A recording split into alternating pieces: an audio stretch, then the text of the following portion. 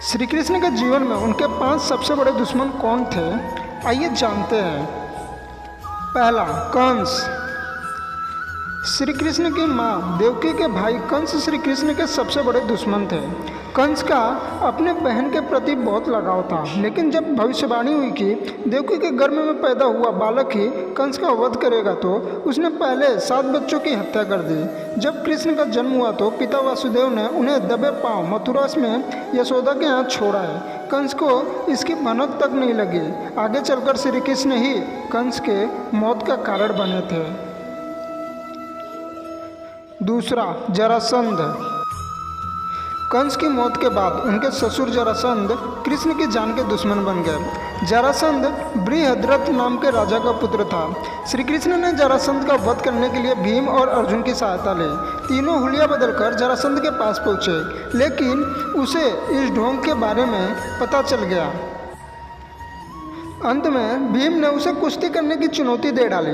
भीम को पता था कि जरासंध को हराना इतना आसान नहीं है। श्री कृष्ण ने जैसे ही एक तिनके के 2 हिस्से कर उन्हें विपरीत दिशाओं में फेंका, भीम इशारा समझ गए और उन्होंने जरासंध को बीच में चीरकर उसके जिस्म के दोनों हिस्सों को विपरीत दिशाओं में फेंक दिया।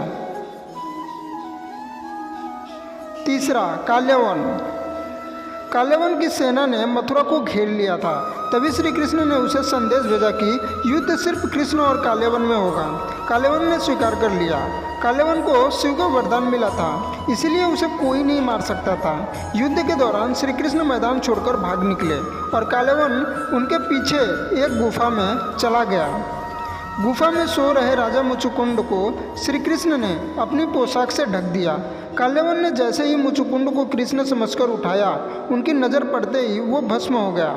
मुचुकुंड को वरदान मिला था कि जब कभी भी कोई उसे नींद से जगाएगा, उनकी नज़र पड़ते ही वो भस्म हो जाएगा। चौथा, शिशुपाल। शिशुपाल 3 जन्मों से श्री कृष्ण से बैर भाव रखे हुए था। एक यज्ञ में सभी राजाओं को बुलाया गया। ये यज्ञ श्री कृष्ण और पांडवों ने रखा था। यज्ञ के दौरान शिशुपाल श्री कृष्ण को अपमानित करने लगा। ये सुनकर पांडव गुस्से हो गए और उसे मारने के लिए खड़े हो गए। श्री कृष्ण ने उन्हें शांत किया और यज्ञ करने को बोला।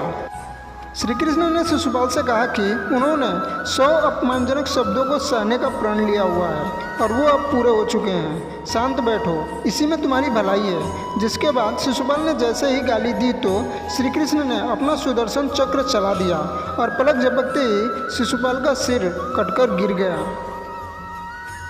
5वां, पौंड्रक। खुद को श्री कृष्ण बताने वाले राजा पौंड्रक की कहानी भी बड़ी दिलचस्प है। नकली सुदर्शन चक्र, शंख, तलवार, मोर मुकुट, कौस्तुभ, मणि, पीले वस्त्र पहनकर खुद को कृष्ण कहता था। पौंड्रक की हर गलतियों के लिए लोग श्री कृष्ण को जिम्मेदार ठहराने लगे थे। इसी बीच पौंड्रक ने श्री कृष्ण को युद्ध की चुनौती दे डाली। इसके बाद युद्ध हुआ और पौंड्रक का वध कर श्री कृष्ण ने पुनः द्वारिका चले गए। इसी तरह के वीडियो देखने के लिए चैनल को सब्सक्राइब कर लीजिए और बेल आइकन को प्रेस करके ऑल पे क्लिक कर लीजिए। धन्यवाद दोस्तों। बोलो जय श्री कृष्णा।